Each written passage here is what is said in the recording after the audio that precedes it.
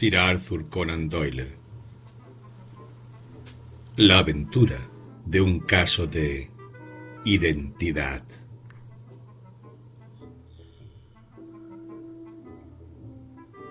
Mi querido compañero, dijo Sherlock Holmes, estando él y yo sentados a uno y otro lado de la chimenea, en sus habitaciones de Baker Street.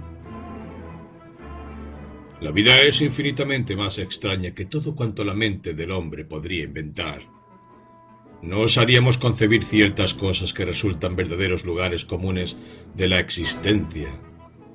Si nos fuera posible salir volando por esa ventana agarrados de la mano, revolotear por encima de esta gran ciudad, levantar suavemente los techos y asomarnos a ver las cosas raras que ocurren, las coincidencias extrañas, los proyectos, los contraproyectos, los asombrosos encadenamientos de circunstancias que elaboran a través de las generaciones y desembocando en los resultados más outrés, nos resultarían por lo demás trasnochadas e infructíferas todas las obras de ficción, con sus convencionalismos y con sus conclusiones previstas de antemano.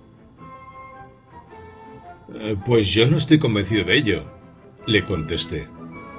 Los casos que salen a la luz en los periódicos son, por regla general, bastante sosos y bastante vulgares. En nuestros informes policíacos nos encontramos con el realismo llevado a sus últimos límites, pero, a pesar de ello, el resultado, preciso es confesarlo, no es ni fascinador ni artístico. Se requiere cierta dosis de selección y de discreción al exhibir un efecto realista, comentó Holmes. Esto se echa de menos en los informes de la policía, en los que es más probable ver subrayadas las vulgaridades del magistrado que los detalles que encierran para un observador la esencia vital de todo el asunto. Créame, no hay nada tan antinatural como lo vulgar. Me sonreí, moviendo negativamente la cabeza, y dije: comprendo perfectamente que usted piense de esa manera, pero sin duda que, dada su posición de consejero extraoficial que presta ayuda a todo aquel que se encuentra totalmente desconcertado, en toda la superficie de 3 continentes, entra usted en contacto con todos los hechos extraordinarios y sorprendentes que ocurren. Pero aquí, y al decirlo recogí del suelo el periódico de la mañana, hagamos una experiencia práctica. Aquí tenemos el primer encabezamiento con que yo tropiezo. Crueldad de un marido con su mujer. En total, media columna de letra impresa, que yo sé, sin necesidad de leerla, que no encierra sino hechos completamente familiares para mí. Tenemos, claro está, el caso de la otra mujer, de la bebida, del empujón, del golpe, de las magulladuras, de la hermana simpática o de la patrona. Los escritores más toscos no podrían inventar nada más vulgar. Pues bien, el ejemplo que usted pone resulta desafortunado para su argumentación, dijo Holmes, echando mano al periódico y recorriéndolo con la mirada. Aquí se trata del caso de separación del matrimonio Dundas. Precisamente, yo me ocupé de poner en claro algunos detalles pequeños que tienen relación con el mismo. El marido era abstemio. No había de por medio otra mujer, y la queja que se alegaba era que el marido había contraído la costumbre de terminar todas las comidas despojándose de su dentadura postiza y tirándosela a su mujer, acto que, usted convendrá conmigo, no es probable que surja en la imaginación del escritor corriente de novelas. Tome usted un pellizco de rapé, doctor, y confiese que en el ejemplo que usted puso me he anotado yo un tanto a mi favor. Me alargó su caja de oro viejo para el rapé, con una gran amatista en el centro de la tapa. Su magnificencia contrastaba de tal manera con las costumbres sencillas y la vida llana de Holmes que no pude menos de comentar aquel detalle. Me había olvidado de que llevo varias semanas sin verla a usted, me dijo. Esto es un pequeño recuerdo del rey de Bohemia en pago de mi colaboración en el caso de los documentos de Irene Adler. ¿Y el anillo?, le pregunté, mirando el precioso brillante que centelleaba en uno de sus dedos. Procede de la familia real de Holanda, pero el asunto en que yo le serví es tan extraordinariamente delicado que no puedo confiárselo ni siquiera a usted, que ha tenido la amabilidad de hacer la crónica de uno o dos de mis pequeños problemas. ¿Y no tiene en este momento a mano ninguno? Le pregunté con interés. Tengo 10 o 12, pero ninguno de ellos presenta rasgos que lo hagan destacar. Compréndame, son de importancia, sin ser interesantes. Precisamente he descubierto que, de ordinario, suele ser en los asuntos sin importancia donde se presenta un campo mayor de observación, propicio al rápido análisis de causa y efecto, que es lo que da su encanto a las investigaciones. Los grandes crímenes suelen ser los más sencillos porque, cuanto más grande es el crimen, más evidente resulta, por regla general, el móvil. En estos casos de que le hablo no hay nada que ofrezca rasgo alguno de interés, con excepción de uno bastante intrincado que me ha sido enviado desde Marsella. Sin embargo, bien pudiera ser que tuviera alguna cosa mejor antes que transcurran unos pocos minutos porque, o mucho me equivoco, o ahí llega uno de mis clientes. Holmes se había levantado de su sillón y estaba en pie entre las cortinas separadas, contemplando la calle londinense, tristona y de color indefinido.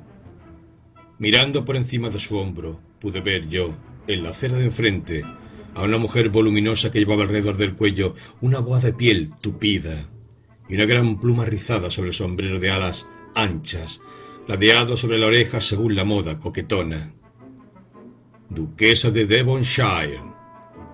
Esa mujer miraba por debajo de esta gran panoplia hacia nuestras ventanas con gesto nervioso y vacilante, mientras su cuerpo oscilaba hacia adelante y hacia atrás, y sus dedos manipulaban inquietos con los botones de su guante.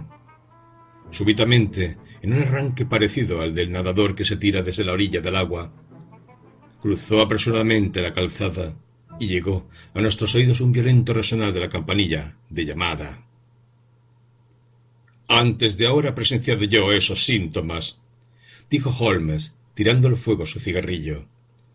El oscilar en la acera significa siempre que se trata de una affaire du cœur. Querría que la aconsejase, pero no está segura de que su asunto no sea excesivamente delicado para confiárselo a otra persona. Pues bien, hasta en esto podemos hacer distinciones. La mujer que ha sido gravemente perjudicada por un hombre ya no vacila, y el síntoma corriente suele ser la ruptura del alambre de la campanilla de llamada. En este caso, podemos dar por supuesto que se trata de un asunto amoroso, pero que la joven no se siente tan irritada como perpleja o dolida. Pero aquí se acerca a ella en persona para sacarnos de dudas. Mientras Holmes hablaba, dieron unos golpes en la puerta y entró el botones para anunciar a la señorita Mary Sutherland, mientras la interesada dejaba ver su pequeña silueta negra detrás de aquel, a la manera de un barco mercante con todas sus velas desplegadas detrás del minúsculo bote piloto. Sherlock Holmes la acogió con la espontánea amabilidad que lo distinguía. Una vez cerrada la puerta, y después de indicarle con una inclinación que se sentase en un sillón, la contempló de la manera minuciosa y sin embargo discreta que era peculiar en él. ¿No le parece?, le dijo Holmes, que es un poco molesto para una persona corta de vista como usted el escribir tanto a máquina? Lo fue al principio, contestó ella, pero ahora sé dónde están las letras sin necesidad de mirar. De pronto, dándose cuenta de todo el alcance de sus palabras, experimentó un violento sobresalto y alzó su vista para mirar con temor y asombro la cara ancha y de expresión simpática. «¿Usted ha oído hablar de mí, señor Holmes?», exclamó. «De otro modo, ¿cómo podía saber eso?». «No le dé importancia», le dijo Holmes, riéndose, «porque la profesión mía consiste en saber cosas. Es posible que yo me haya entrenado en fijarme en lo que otros pasan por alto.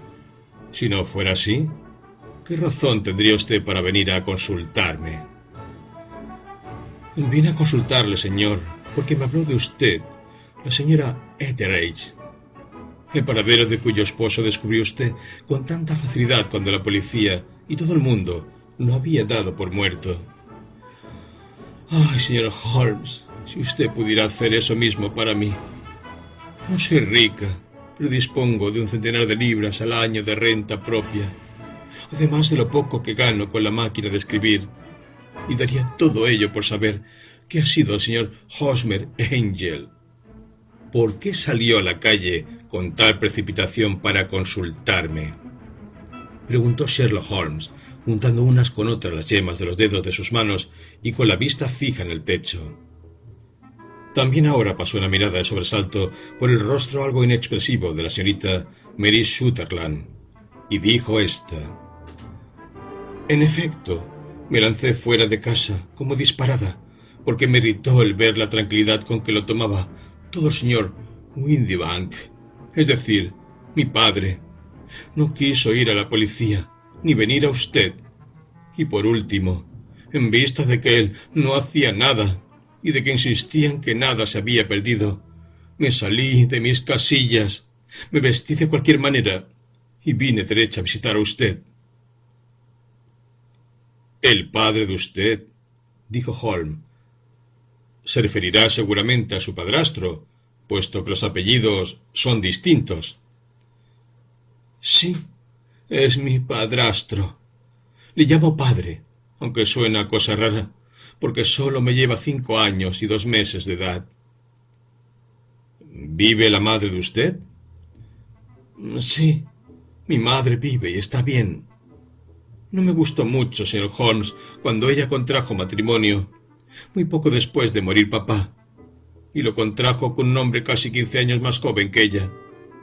Mi padre era fontanero en la Tottenham Court Road, y dejó, al morir, un establecimiento próspero, que mi madre llevó adelante con el capataz, señor Hardy, pero al presentarse el señor Windibank, lo vendió, porque éste se consideraba muy por encima de aquello, pues era viajante en vinos.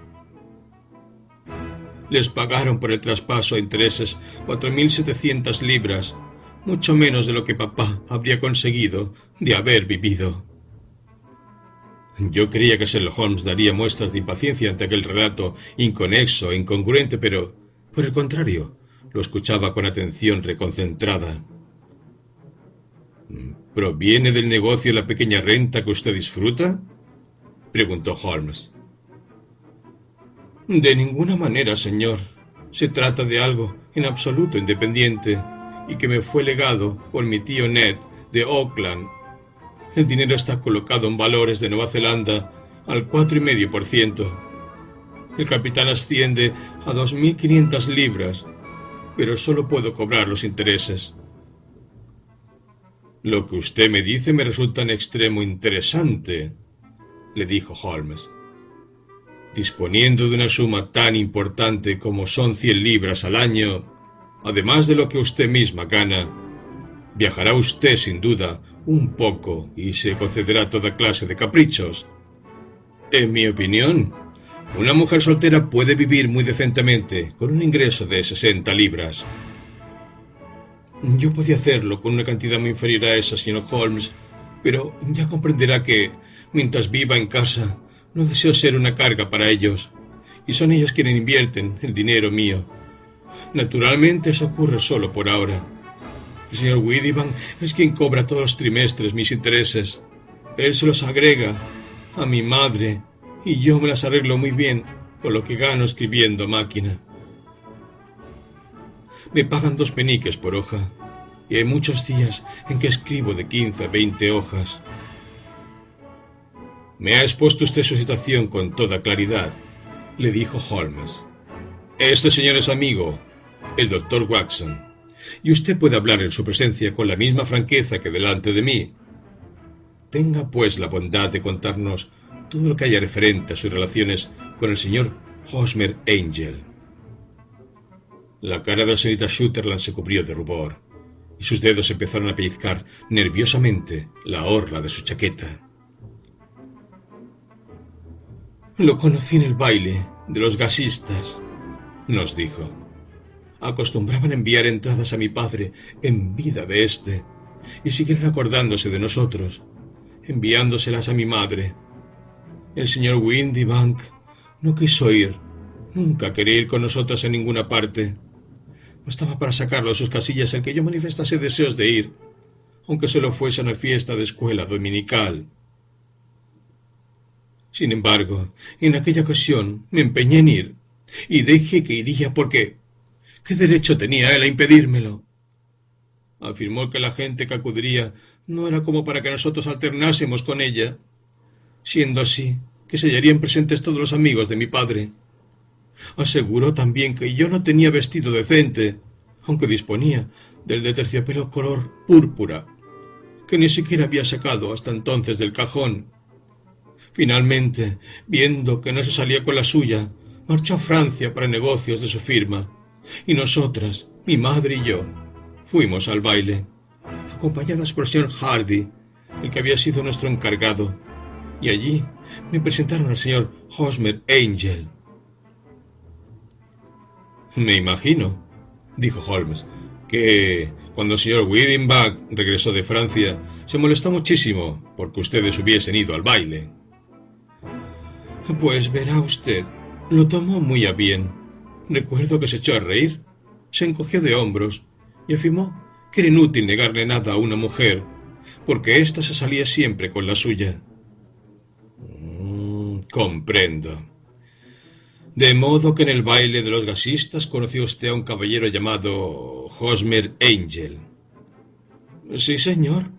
Lo conocí esa noche, y al día siguiente nos visitó para preguntar si habíamos regresado bien a casa.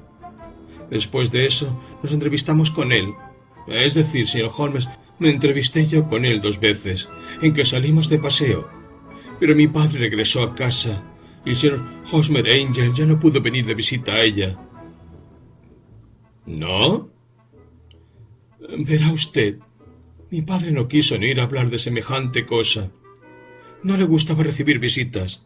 Si podía evitarlas, y acostumbraba a decir que la mujer debería ser feliz dentro de su propio círculo familiar. Pero, como yo le decía a mi madre, la mujer necesita empezar por crearse su propio círculo, cosa que yo no había conseguido todavía. ¿Y qué fue del señor Hosmer Angel? ¿No hizo intento alguno para verse con usted? Pues verá, mi padre iba a marchar a Francia otra vez una semana más tarde, y Hosmer me escribió diciendo que sería mejor y más seguro el que no nos viésemos hasta que hubiese emprendido viaje. Mientras tanto, podíamos escribirnos, y él lo hacía diariamente. Yo recibía las cartas por la mañana, de modo que no había necesidad de que mi padre se enterase. ¿Estará usted ya entonces comprometida a casarse con ese caballero? Claro que sí, señor Holmes. Nos prometimos después del primer paseo que dimos juntos. Hosmer, el señor Angel, era cajero de las oficinas de Leadenhall Street y... ¿En qué oficinas? Eso es lo peor del caso, señor Holmes, que lo ignoro. ¿Dónde residía en aquel entonces? Dormía en el mismo local de las oficinas. ¿Y no tiene usted su dirección? No, fuera de que estaban en Leadenhall Street. ¿Y a dónde, pues, le dirigía usted sus cartas? A la oficina de correos de Leadenhall, para ser retiradas personalmente. Me dijo que si se las enviaba a las oficinas, los demás escribientes le embromarían por recibir cartas de una dama. Me brindé, pues, a escribírselas a máquina, igual que hacía él con las suyas, pero no quiso aceptarlo, afirmando que cuando eran de mi puño y letra le producían, en efecto, la impresión de que procedían de mí, pero que si las escribía a máquina, le daba la sensación de que ésta se interponía entre él y yo. Por ese detalle podrá usted ver, señor Holmes, cuánto me quería y en qué insignificancia se fijaba. Sí, eso fue muy sugestivo, dijo Holmes. Desde hace mucho tiempo tengo yo por axioma el de que las cosas pequeñas son infinitamente las más importantes. ¿No recuerda usted algunas otras pequeñeces referentes al señor Hosmer Angel? Era un hombre muy vergonzoso, señor Holmes. Prefería pasearse conmigo ya oscurecido, y no durante el día, afirmando que le repugnaba que se fijasen en él. Sí, era muy retraído y muy caballeroso. Hasta su voz tenía un timbre muy meloso. Siendo joven sufrió, según me dijo, de anginas e hinchazón de las glándulas, y desde entonces le quedó la garganta débil y una manera de hablar vacilante y como si se expresara cuchicheando. Vestía siempre muy bien, con mucha pulcritud y sencillez, pero padecía lo mismo que yo, debilidad de vista, y usaba cristales de color para defenderse de la luz. ¿Y qué ocurrió cuando regresó a Francia su padrastro, el señor Windibank? El señor Hosmer Angel volvió de visita a nuestra casa y propuso que nos casásemos antes del regreso de mi padre. Tenía una prisa terrible y me hizo jurar con las manos sobre los evangelios que, ocurriese lo que ocurriese, le sería siempre fiel.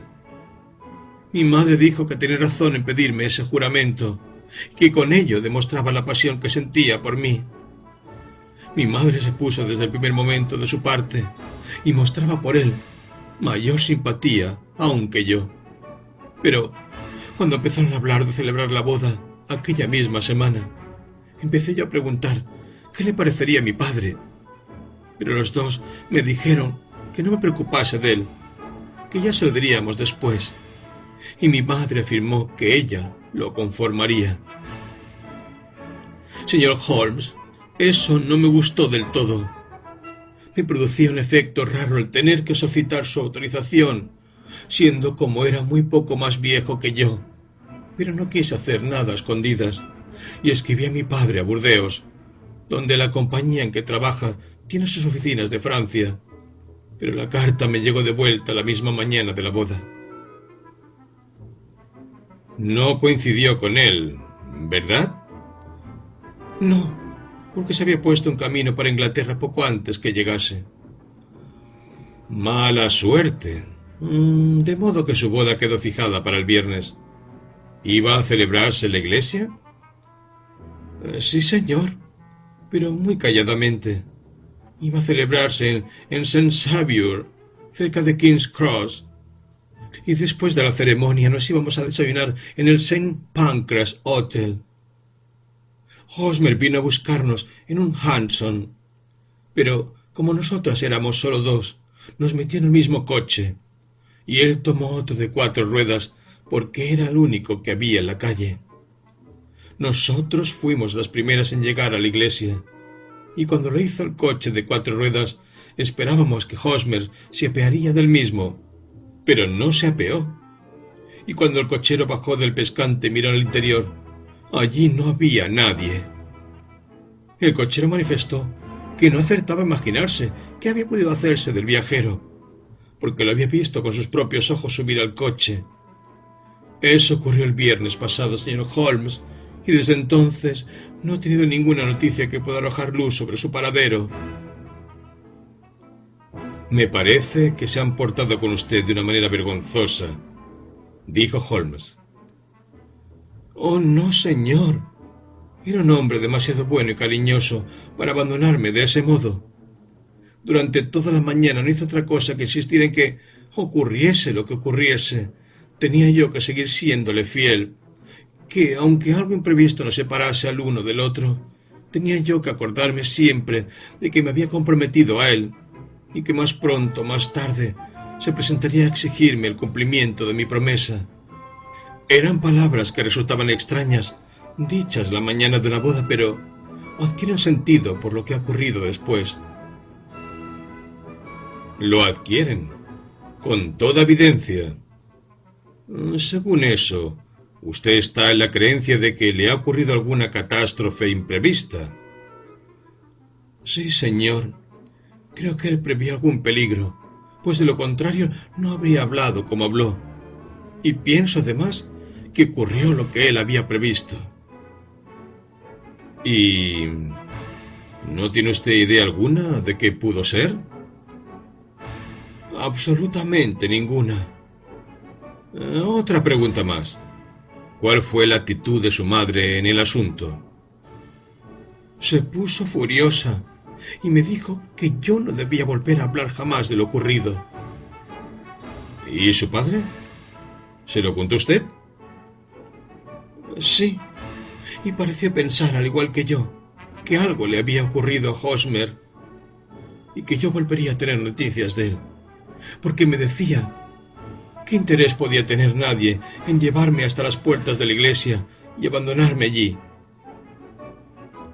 Si él me hubiese pedido dinero prestado, o si, después de casarse conmigo, hubiese conseguido poner mi capital a nombre suyo, pudiera haber una razón, pero Hosmer no quería depender de nadie en cuestión de dinero, y nunca quiso aceptar ni un solo chelín mío. ¿Qué podía, pues, haber ocurrido? ¿Y por qué no puede escribir? Solo de pensarlo me pongo medio loca, y no puedo pegar ojo en toda la noche. Sacó de su manguito un pañuelo y empezó a verter en él sus profundos sollozos. Sherlock Holmes le dijo, levantándose: examinaré el caso en interés de usted, y no dudo de que llegaremos a resultados concretos. Descargue desde ahora sobre mí el peso de este asunto y desentienda por completo su pensamiento del mismo. Y sobre todo, procure que Sir Hosmer Angel se desvanezca de su memoria, de la misma manera que él se ha desvanecido de su vida. ¿Cree usted entonces que ya no volveré a verlo más? Me temo que no. ¿Qué le ha ocurrido entonces? Deje a mi cargo esa cuestión. Desearía poseer una descripción exacta de esa persona y cuantas cartas del mismo pueda usted entregarme. El sábado pasado puso un anuncio pidiendo noticias suyas en el Chronicle, dijo la joven. Aquí tiene el texto, y aquí también tiene 4 cartas suyas. Gracias. ¿La dirección de usted? Lion Place, número 31, Camberwell. Por lo que he podido entender, el señor Angel no le dio nunca su dirección. ¿Dónde trabaja el padre de usted? Es viajante en Warehouse and Marbank, los grandes importadores de clarete de Venture Street. Gracias. Me ha expuesto usted su problema con gran claridad. Deje aquí los documentos y acuérdese del consejo que le he dado. Considere todo el incidente como un libro cerrado y no permita que ejerza influencia sobre su vida. Es usted muy amable, señor Holmes, pero yo no puedo hacer eso. Permaneceré fiel al señor Hosmer. Me hallará dispuesta cuando él vuelva. A pesar de lo absurdo del sombrero y de su cara inexpresiva, tenía algo de noble, que imponía respeto, la fe sencilla de nuestra visitante. Depositó encima de la mesa su pequeño lío de papeles y siguió su camino con la promesa de presentarse siempre que le llamase el señor Holmes. Sherlock Holmes permaneció silencioso durante algunos minutos, con las yemas de los dedos juntas, las piernas alargadas hacia adelante y la mirada dirigida hacia el techo. Cogió luego del colgadero la vieja y aceitosa pipa de arcilla, que era para él como su consejera, y una vez encendida se recostó en la silla, lanzando de sí, en espirales, las guirnaldas de una nube espesa de humo azul, con una expresión de languidez infinita en su cara. Esta moza constituye un estudio muy interesante, comentó. Ella me ha resultado más interesante que su pequeño problema, el que, dicho sea de paso, es bastante trillado. Si usted consulta mi índice, hallará casos paralelos. En Andover, el año 77, y algo que se le parece ocurrió también en La Haya, el año pasado. Sin embargo, por vieja que sea la idea, Contiene uno o dos detalles que me han resultado nuevos, pero la persona de la moza fue sumamente aleccionadora.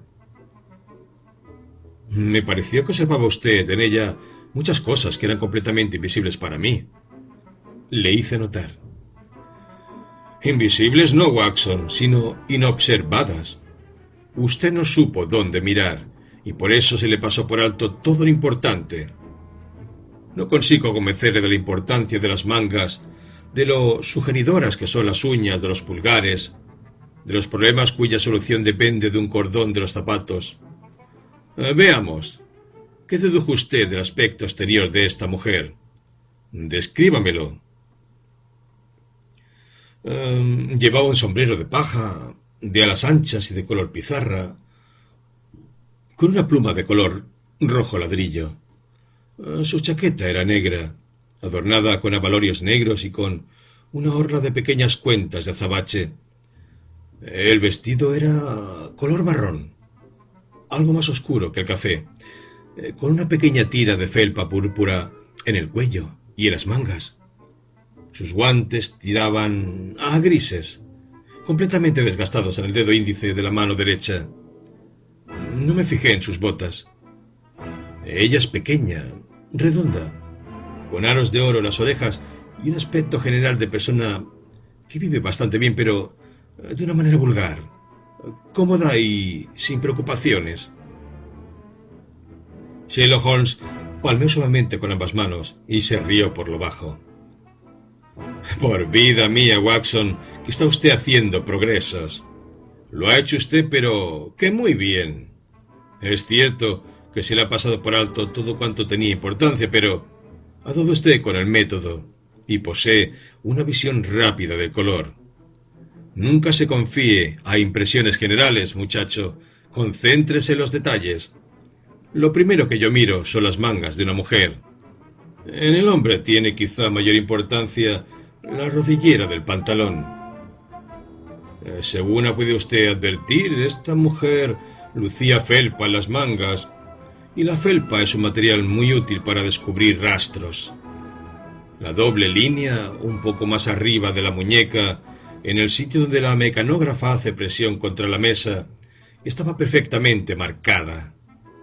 Las máquinas de coser movidas a mano dejan una señal similar, pero solo sobre el brazo izquierdo y en la parte más alejada del dedo pulgar, en vez de marcarla cruzando la parte más ancha, como la tenía esta. Luego miré a su cara y descubrí en ambos lados de su nariz la señal de unas gafas a presión, todo lo cual me permitió aventurar mi observación sobre la cortedad de vista y la escritura, lo que pareció sorprender a la joven. También me sorprendió a mí. Sin embargo, era cosa que estaba a la vista. Me sorprendió mucho después de eso, y me interesó, al mirar hacia abajo, el observar que, a pesar de que las botas que llevaba no eran de distinto número, sí que eran desparejas, porque una tenía la puntera con ligeros adornos, mientras que la otra era lisa. La una tenía abrochados únicamente los dos botones de abajo, eran 5, y la otra los botones primero, tercero y quinto. Pues bien, cuando una señorita joven, correctamente vestida en todo lo demás, ha salido de su casa con las botas desparejas y a medio abrochar, no significa gran cosa el deducir que salió con mucha precipitación. ¿Y qué más?, le pregunté, vivamente interesado, como siempre me ocurría con los incisivos razonamientos de mi amigo. Advertí de pasada que había escrito una carta antes de salir de casa, pero cuando estaba ya completamente vestida. Usted se fijó en que el dedo índice de la mano derecha de su guante estaba roto, pero no se fijó, por lo visto, en que tanto el guante como el dedo estaban manchados de tinta violeta. Había escrito con mucha prisa y había metido demasiada la pluma en el tintero. Eso debió de ocurrir esta mañana, pues, de lo contrario, la mancha de tinta no estaría fresca en el dedo. Todo esto resulta divertido, aunque sea elemental, Watson, pero es preciso que vuelva al asunto. ¿No tiene usted inconveniente en leerme la descripción del señor Hosmer Angel que se da en el anuncio? puse de manera que le diese la luz al pequeño anuncio impreso que decía: desaparecido la mañana del día 14 un caballero llamado Hosmer Angel, estatura unos 5 pies y 7 pulgadas, de fuerte conformación, cutis cetrino, pelo negro, una pequeña calva en el centro, hirsuto, con largas patillas y bigote. Usa gafas con cristales de color y habla con alguna dificultad. La última vez que se le vio vestía levita negra con solapas de seda, chaleco negro, albertina de oro y pantalón gris de paño Harris, con polaines oscuras sobre botas de elástico. Sábese que estaba empleado en una oficina de la calle Leadenhall Street, cualquiera que proporcione, etcétera, etcétera. Con eso basta, dijo Holmes. Por lo que hace a las cartas, dijo pasándoles la vista por encima, son de lo más vulgar. No existe en ellas pista alguna que nos conduzca al señor Angel, salvo la de que cita una vez a Balzac. Sin embargo, hay un detalle notable, y que no dudo le sorprenderá a usted. Que están escritas a máquina, hice notar yo. No solo eso, sino que incluso lo está la firma. Fíjese la pequeña limpia inscripción de Hosmer Angel que hay al pie. Tenemos, como usted ve, una fecha, pero no la dirección completa, fuera de lo que le da Hall Street, lo cual es bastante vago. Este detalle de la firma es muy sugeridor, a decir verdad. Pudiéramos calificarlo de probatorio. ¿Y qué prueba? ¿Es posible, querido compañero, que no advierte usted la marcada dirección que da al caso este? Mentiría si dijese que la veo, como no sea la de que lo hacía para poder negar su firma en el caso de que fuera demandado por ruptura de compromiso matrimonial. No se trataba de eso. Sin embargo, voy a escribir 2 cartas que nos sacarán de dudas a ese respecto. La una para cierta firma comercial de la City y la otra al padrastro de esta señorita, el señor Windibank, en la que le pediré que venga a vernos aquí mañana a las 6 de la tarde. Es igual que tratemos del caso con los parientes varones. Y ahora, doctor, nada podemos hacer hasta que nos lleguen las contestaciones a estas 2 cartas, de modo que podemos dejar el asuntillo en el estante mientras tanto. Tantas razones tenía yo por entonces de creer la sutil capacidad de razonamiento de mi amigo y en su extraordinaria energía para la acción, que experimenté el convencimiento de que debía de tener alguna base sólida para tratar de manera tan segura y desenvuelta el extraño misterio cuyo sondeo le habían encomendado. Tan solo en una ocasión le había visto fracasar, a saber, en la de la fotografía de Irene Adler y del rey de Bohemia. Pero, al repasar en mi memoria el tan misterioso asunto del signo de los 4 y las circunstancias extraordinarias que rodearon al estudio en escarlata, tuve el convencimiento de que tendría que ser muy enrevesada la maraña que él no fuese capaz de desenredar. Me marché y lo dejé dando bocanadas a su pipa de arcilla, convencido de que, cuando yo volviese por allí al día siguiente por la tarde, me encontraría con que Holmes tenía en sus manos todas las pistas que le conducirían a la identificación del desaparecido novio de la señorita Mary Sutherland.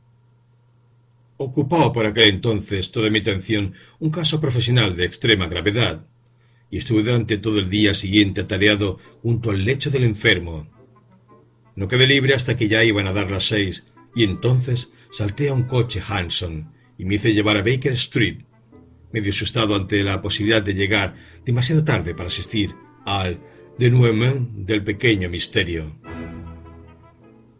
Sin embargo, me encontré a Sherlock Holmes sin compañía, medio dormido y con su cuerpo largo y delgado hecho novillo en las profundidades de su sillón. Un formidable despliegue de botellas y tubos de ensayo y el inconfundible y acre olor del ácido hidroclorídico. Me dijeron que se había pasado el día dedicado a las manipulaciones químicas a que era tan aficionado. ¿Qué? ¿Lo resolvió usted?, le pregunté al entrar. Sí, era el bisulfato de barita. No, El misterio, le grité. Oh, eso. Creí que se refería a la sal que había estado manipulando. Como le dije ayer, en este asunto no hubo nunca misterio alguno, aunque sí algunos detalles de interés. El único inconveniente con que nos encontramos es el de que, según parece, no existe ley alguna que permita castigar al granuja este. ¿Y quién era el granuja? ¿Y qué se propuso con abandonar la cita Sutherland? No había apenas salido de mi boca la pregunta, y aún no había abierto Holmes los labios para contestar, cuando oímos fuertes pisadas en el pasillo y unos golpecitos a la puerta. Ahí tenemos al padrastro de la joven, el señor Windibank, dijo Holmes. Me escribió diciéndome que estaría aquí a las 6. ¡Adelante! El hombre que entró era corpulento y de estatura mediana, de unos 30 años de edad, completamente rasurado, de cutis cetrino, de maneras melosas e insinuantes y con un par de ojos asombrosamente agudos y penetrantes. Disparó hacia cada uno de nosotros dos una mirada interrogadora, puso su brillante sombrero de copa encima del armario y después de una leve inclinación de cabeza se sentó en la silla que tenía más cerca, a su lado mismo. Buenas tardes, señor James Windibank, le dijo Holmes. Creo que es usted quien me ha enviado esta carta escrita a máquina, citándose conmigo a las 6, ¿no es cierto? En efecto, señor. Me temo que he llegado con un pequeño retraso, pero tenga en cuenta que no puedo disponer de mi persona libremente. Siento que la señorita Sutherland le haya molestado a usted a propósito de esta minucia, porque creo que es mucho mejor no sacar a pública colada estos trapos sucios. Vino muy contra mi voluntad, pero es una joven muy excitable e impulsiva, como habrá usted podido darse cuenta, y no es fácil frenarla cuando ha tomado una resolución. Claro está que no me importa tanto tratándose de usted, que no tiene nada que ver con la policía oficial, pero no resulta agradable el que se airee fuera de casa un pequeño contratiempo familiar como este. Además, se trata de un gasto inútil porque, ¿cómo va usted a encontrar a este Hosmer Angel? Por el contrario, dijo tranquilamente Holmes, tengo toda clase de razones para creer que lograré encontrar a ese señor. El señor Windibank experimentó un violento sobresalto y dejó caer sus guantes diciendo: «Me encanta oír decir eso». «Resulta curioso», comentó Holmes, «el que las máquinas de escribir den a la escritura tanta individualidad como cuando se escribe a mano. No hay dos máquinas de escribir iguales, salvo cuando son completamente nuevas. Hay unas letras que se desgastan más que otras, y algunas de ellas golpean solo con un lado. Pues bien, señor Windibank, fíjese en que se da el caso en esta carta suya de que todas las letras E son algo borrosas, y que en el ganchito de letra R hay un ligero defecto. Tiene su carta otras 14 características, pero estas dos son las más evidentes. Escribimos toda nuestra correspondencia en la oficina con esta máquina y por eso sin duda está algo gastada, contestó nuestro visitante, clavando la mirada de sus ojillos brillantes en Holmes. Y ahora, señor Windibank, voy a mostrarle algo que constituye verdaderamente un estudio interesantísimo, continuó Holmes. Estoy pensando en escribir cualquier día de estos otra pequeña monografía acerca de la máquina de escribir y de sus relaciones con el crimen. Es un tema al que he consagrado alguna atención. Tengo aquí 4 cartas que, según parece, proceden del hombre que buscamos. Todas ellas están escritas a máquina, y en todas ellas se observa no solamente que las Es son borrosas y las R sin ganchito, sino que también tienen, si uno se sirve de las lentes de aumento, las otras 14 características a las que me he referido. El señor Windibank saltó de su asiento y echó mano a su sombrero diciendo: «Señor Holmes, yo no puedo perder el tiempo escuchando esta clase de charlas fantásticas. Si usted puede apoderarse de ese hombre, hágalo y avíseme después». «Desde luego», dijo Holmes, cruzando la habitación y haciendo girar la llave de la puerta. Por eso le notifico ahora que lo he atrapado. ¿Cómo? ¿Dónde?, gritó el señor Windibank, y hasta sus labios palidecieron mientras miraba a todas partes igual que rata cogida en la trampa. Es inútil todo lo que haga. Es verdaderamente inútil, le dijo con voz suave Holmes. Señor Windibank, la cosa no tiene vuelta de hoja. Es demasiado transparente, y no me hizo usted ningún elogio cuando dijo que me sería imposible resolver un problema tan sencillo. Bien, siéntese y hablemos. Nuestro visitante se desplomó en una silla con el rostro lívido y un brillo de sudor por toda su frente, balbuciendo: No cae dentro de la ley. Mucho me lo temo, pero de mí para usted, Windibank, ha sido una artimaña cruel, egoísta y despiadada, que usted llevó a cabo de un modo tan ruin como yo jamás he conocido. Y ahora, permítame tan solo repasar el curso de los hechos y contradígame si en algo me equivoco. Nuestro hombre estaba encogido en su asiento, con la cabeza caída sobre el pecho, como persona que ha sido totalmente aplastada. Holmes colocó sus pies en alto, apoyándolos en la repisa de la chimenea, y echándose hacia atrás en su sillón, con las manos en los bolsillos, comenzó a hablar, en apariencia para sí mismo, más bien que para nosotros, y dijo: El hombre en cuestión se casó con una mujer mucho más vieja que él. Lo hizo por su dinero, y además disfrutaba del dinero de la hija mientras ésta vivía con ellos. Esta última cantidad era de importancia para gente de su posición, y el perderla habría equivalido a una diferencia notable. Valía la pena de realizar un esfuerzo para conservarla. La hija era de carácter bondadoso y amable, cariñosa y sensible en sus maneras. Resultaba, pues, evidente que con sus buenas dotes personales y su pequeña renta no la dejarían permanecer soltera mucho tiempo. Ahora bien, y como es natural, su matrimonio equivalía a perder 100 libras anuales. ¿Y qué hizo entonces para impedirlo el padrastro? Adoptó la forma fácil de mantenerla dentro de casa, prohibiéndole el trato con otras personas de su misma edad.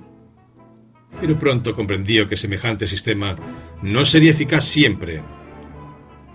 La joven se sintió desasosegada y reclamó sus derechos, terminando por anunciar su propósito terminante de concurrir a determinado baile. ¿Qué hace entonces su hábil padrastro? Concibe un plan que hace más honor a su cabeza que a su corazón. Se disfrazó con la complicidad y ayuda de su esposa. Se cubrió sus ojos de aguda mirada con cristales de color. Enmascaró su rostro con un bigote y un par de hirsutas patillas. Rebajó el timbre claro de su voz hasta convertirlo en un cuchicheo insinuante y, doblemente seguro porque la muchacha era corta de vista, se presentó bajo el nombre del señor Hosmer Angel y alejó a los demás pretendientes, haciendo el amor él mismo. Al principio fue solo una broma, gimió nuestro visitante. Jamás pensamos que ella se dejase llevar tan adelante. Es muy probable que no. Fuese como fuese, la muchacha se enamoró por completo y, estando como estaba convencida de que su padrastro se hallaba en Francia, ni por un solo momento se le pasó por la imaginación la sospecha de que fuese víctima de una traición. Las atenciones que con ella tenía el caballero la halagaron, y la admiración, ruidosamente manifestada por su madre, contribuyó a que su impresión fuese mayor. Acto continuo, el señor Angel da comienzo a sus visitas, siendo evidente que si había de conseguirse un auténtico efecto, era preciso llevar la cosa todo lo lejos que fuese posible. Hubo entrevistas y un compromiso matrimonial que evitaría que la joven enderezase sus afectos hacia ninguna otra persona. Sin embargo, no era posible mantener el engaño para siempre. Los supuestos viajes a Francia resultaban bastante embarazosos. Se imponía claramente la necesidad de llevar el negocio a término de una manera tan dramática que dejase una impresión permanente en el alma de la joven y que la impidiese durante algún tiempo poner los ojos en otro pretendiente. Por eso se le exigieron aquellos juramentos de fidelidad con la mano puesta a los evangelios, y por eso también las alusiones a la posibilidad de que ocurriese algo la mañana misma de la boda. James Windibank quería que la señorita Sutherland se ligase a Hosmer Angel de tal manera que permaneciese en una incertidumbre tal acerca de su paradero que durante los próximos 10 años al menos no prestase oídos a otro hombre. La condujo hasta la puerta de la iglesia y entonces, como ya no podía llevar las cosas más adelante, desapareció oportunamente, recurriendo al viejo truco de entrar en el coche de 4 ruedas por una portezuela y salir por la otra. Así es, señor Windibank, cómo se encadenaron los hechos, según yo creo. Mientras Holmes estuvo hablando, nuestro visitante había recobrado en parte su aplomo, y al oír estas palabras se levantó de la silla y dijo con frío gesto de burla en su pálido rostro: «Quizás, señor Holmes, todo haya ocurrido de esa manera y quizá no. Pero si usted es tan agudo, debería serlo lo bastante para saber que es usted quien está faltando ahora a la ley, y no yo. Desde el principio, yo no hice nada punible, pero mientras usted siga teniendo cerrada esa puerta, incurre en una acusación por asalto y coacción ilegal». «En efecto, dice usted bien, la ley no puede castigar», dijo Holmes, haciendo girar la llave y abriendo la puerta de par en par. «Sin embargo, nadie mereció jamás un castigo más que usted. Si la joven tuviera un hermano o un amigo, él debería cruzarle las espaldas a latigazos. Por Júpiter», prosiguió, acalorándose al ver la expresión de mofa en la cara de aquel hombre. «Esto no entra en mis obligaciones para con mi cliente, pero tengo a mano un látigo de cazador y me está pareciendo que voy a darme el gustazo de...» Holmes dio 2 pasos rápidos hacia el látigo, pero antes de que pudiera echarle mano, resonó en la escalera el ruido de unos pasos desatinados. Se cerró con un golpe estrepitoso la pesada puerta del vestíbulo y nosotros pudimos ver por la ventana al señor James Windibank, que corría calle adelante a todo lo que daban sus piernas. «Ahí va un hombre que hace sus canalladas a sangre fría», exclamó Holmes riéndose, al mismo tiempo que se dejaba caer otra vez en su sillón. «El individuo ese irá subiendo de categoría en sus crímenes y terminará realizando alguno muy grave que lo llevará a la horca. Desde algunos puntos de vista, no ha estado el caso actual desprovisto por completo de interés. Todavía no veo totalmente las etapas de su razonamiento», le hice notar yo. «Pues verá usted. Era evidente desde el principio que este señor Hosmer Angel tenía que tener alguna finalidad importante para su extraña conducta, y también lo era el que la única persona que de verdad salía ganando con el incidente, hasta donde yo podía ver, era el padrastro. También resultaba elocuente el que nunca coincidiesen los 2 hombres, sino que el uno se presentaba siempre cuando el otro se hallaba ausente. También teníamos los detalles de los cristales de color y lo raro de la manera de hablar, cosas ambas que apuntaban hacia un disfraz, lo mismo que las hirsutas patillas. Mis sospechas se vieron confirmadas por el detalle característico de escribir la firma a máquina, porque se deducía de ello que la letra suya le era familiar a la joven y que ésta la identificaría por poco que él escribiese a mano.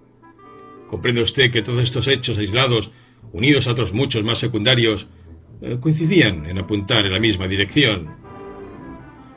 ¿Y cómo se las arregló usted para comprobarlos? Una vez localizado mi hombre, resultaba fácil conseguir la confirmación.